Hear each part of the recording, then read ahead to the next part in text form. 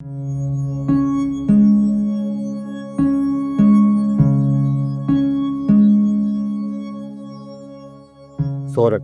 सोरठ मूं पढ़ियो आहे त हिन क़ैद खां पहिरियां सभु आज़ादु हूंदा हुआ। काश काश सोरठ असांजो जनम तॾहिं थिया न जॾहिं ही क़ैद ई शुरू कोन थिया। पर रावल तू कहिड़ी क़ैद जी ॻाल्हि पियो करी? जंहिं क़ैद में इंसान ॾींहं ॾींहुं पंहिंजे पाण खे जकड़ींदो पियो वञे। क़ौम ऐं क़बीले जे क़ैद खां इहो किस्सो शुरू थियो।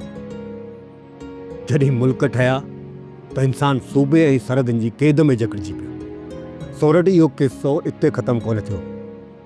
शहरनि जी क़ैद, ॻोठनि जी क़ैद, पोइ वरी घरनि जी क़ैद। तूं हिकिड़े घर जी आहीं ऐं मां ॿिए घर जो आहियां। इन लाइ पाण खे लिकी लिकी मिलणो थो पवे। हा रावल तू सही पियो चई। आज़ादी खां इंसान हाणे ग़ुलामी तरफ़ वधंदो पियो वञे त पोइ ज़ाहिर आहे उनखे क़ैद में ई गुज़ारणु सवलो लॻंदो। सोरठ ग़ुलाम माण्हू क़ैद में रहणु पसंदि कंदा।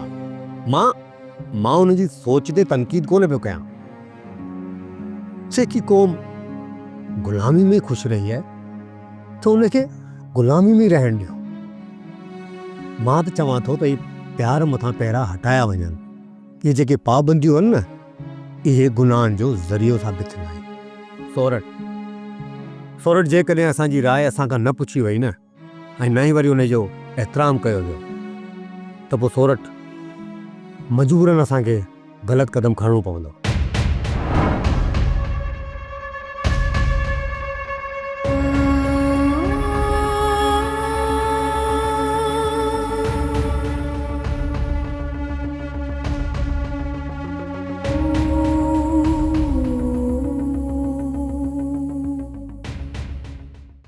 तहां जाबर जे सोट वलूअ खे जाबर जे घर में घड़ी ॿधी खणी आया हो। हा चकर खान वलू खे त असां ॿधी खणी आयासीं पर घर मां त न, ॿाहिरां ज़मीन था खयोंसीं। सावल घर मां ॿधी खणी वञो या ज़मीन तां, पर ॾाढ त आहे न। उनजो ई असल कारण तूं सोट खे ॿुधा। मूंखे हिकिड़ी ॻाल्हि त ॿुधाए चकर खान, जाबर ऐं मुंहिंजे मसइलनि जो वॾे साईं जे क़त्ल सां वास्तो कहिड़ो आहे? या इन्हनि मसइलनि जो रावल खान खे ज़हर ॾियण सां कहिड़ो वास्तो? इहे सॼा पंहिंजा मसइला आहिनि। तव्हां पंहिंजा मसइला छॾे असांजे मसइलनि जे विच में छो अची पिया हो?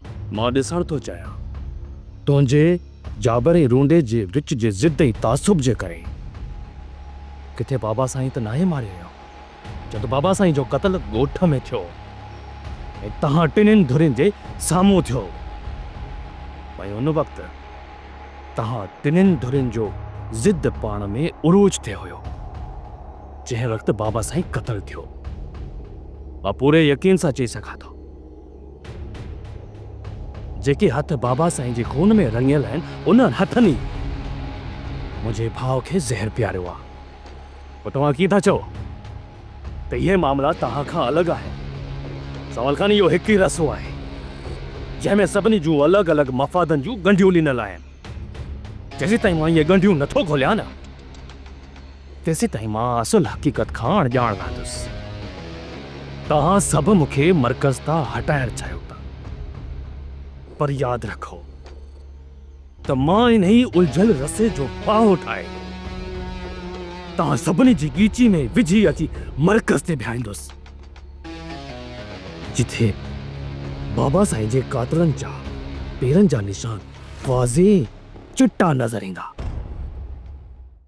सोप सीरियल पंजाबेरी तमाम एपिसोड्स ॾिसण लाइ विज़िट करियो असांजो official YouTube channel Sindh TV HD drama.